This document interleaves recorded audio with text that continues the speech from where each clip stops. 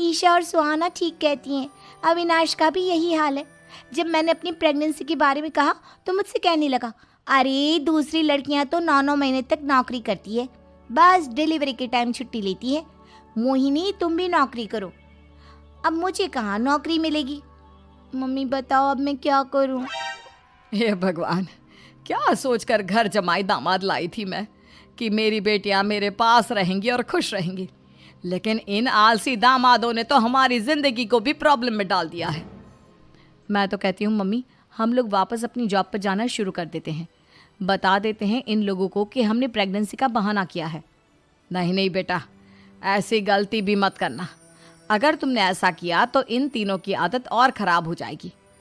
अरे आज नहीं तो कल कभी तो तुम प्रेग्नेंट होगी, तब वापस यही प्रॉब्लम आएगी, तब क्या करोगी तुम तीनों? हाँ मम्मी, आपकी बात तो बिल्कुल सही है। इन लोगों को तो सुधारना ही पड़ेगा। लेकिन कैसे? अपने बच्चों के आने की खबर सुनकर भी इन लोगों पर कोई असर नहीं हो रहा। पैसे कमाने के लिए घर से बाहर निकलना ही नहीं चाहते ये तीनों। अब मेरे दिमाग में एक प्लान आया है, तुम तीनों चिंता मत करो। उन तीनों को बुलाओ, फिर मैं बात करती हूँ। थोड़ी देर बाद कावेरी जी अपने तीनों दामादों को सामने बुलाकर अपनी बात कहना शुरू करती हैं।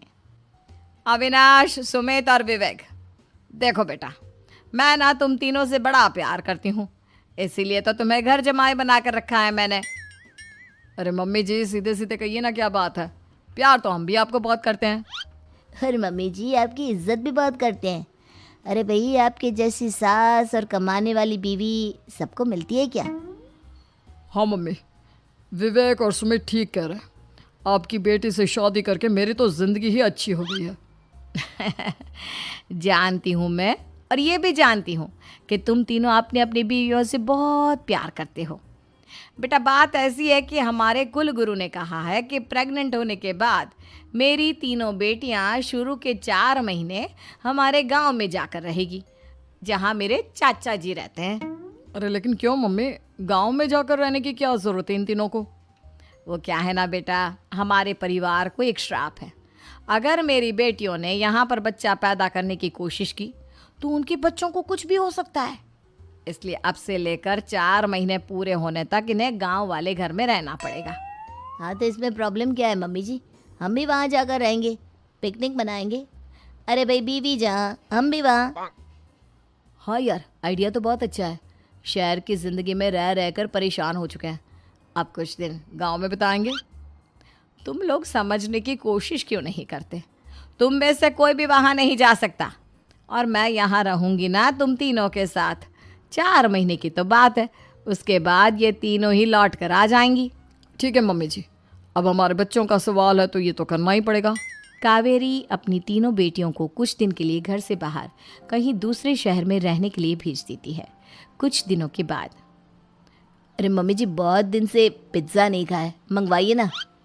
क्या बताऊं बेटा, पहले तो बेटियां खर्चा दे देती थी क्योंकि उनकी नौकरी थी, लेकिन अब तो मेरे पास पैसे ही नहीं बचे।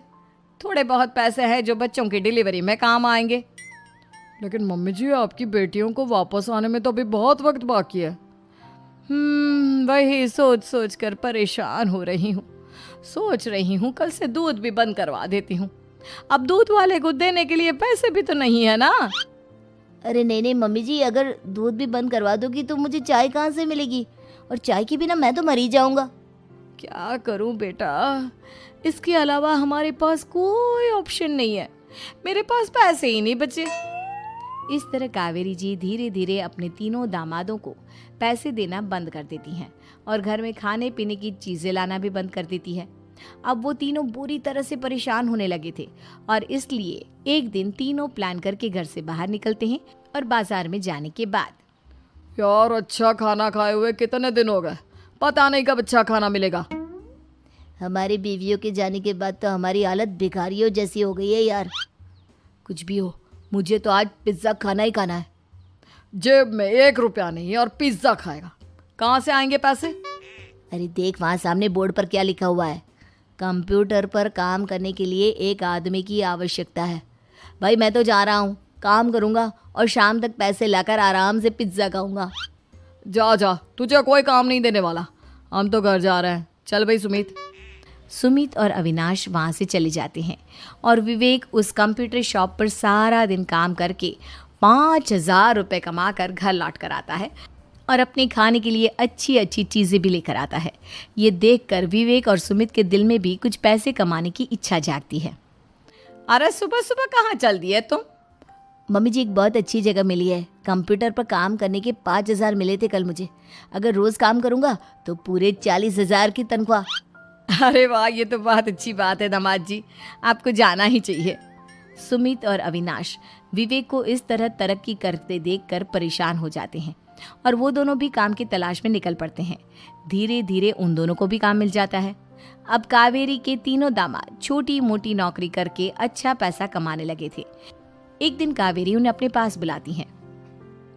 अरे वाह, विवेक 40,000 कमा लेता है, अविनाश 60,000 और सुमित तुम भी 40,000 के आसपास कमा ही लेते हो। कुल मिलाकर तुम अच्छे खासे पैसे कमा रहे हो बेटा। हाँ मम्मी जी, बहुत मजा आता है जब महीने के एंड में मोटी रकम हाथ में आती है। पूछिए मत मम्मी जी, घर में रहकर रोटी बना बना कर औरतों जैसा महसूस होने लगा था मुझे तो। हाँ बेटा, तुम तीनों की बात तो बिल्कुल ठीक है। और जानते हो, अब तुम तीनों की पत्नियां भी वापस लौट कर आने वाली है। लेकिन मम्मी जी, अभी तो उन्हें गए सिर्फ 2 महीने हुए हैं। आपने तो कहा था वो 4 महीने के बाद लौट कर आएंगी। ऐसा कुछ नहीं है बेटा, मैं सिर्फ तुम तीनों को सबक सिखाना चाहती थी कि आदमी घर में बैठकर बीवी की कमाई खाता हुआ अच्छा नहीं लगता। इस दुनिया में हर इंसान को मेहनत करनी चाहिए, काम करना चाहिए, चाहे वो औरत हो या आदमी, ताकि अपने परिवार को संभाल सके। कावेरी की बात सुनकर उन तीनों को अपनी गलती का एहसास होता है और कावेरी उन्हें सच बता देती है कि ईशा, सुहाना और मोहिनी शहर में ही कहीं दूसरी जगह रह रहे थे। शाम के वक्त उन तीनों की पत्नियां लौट कर आ जाती है और कावेरी जी का परिवार एक खुशहाल परिवार की तरह रहने लगता है।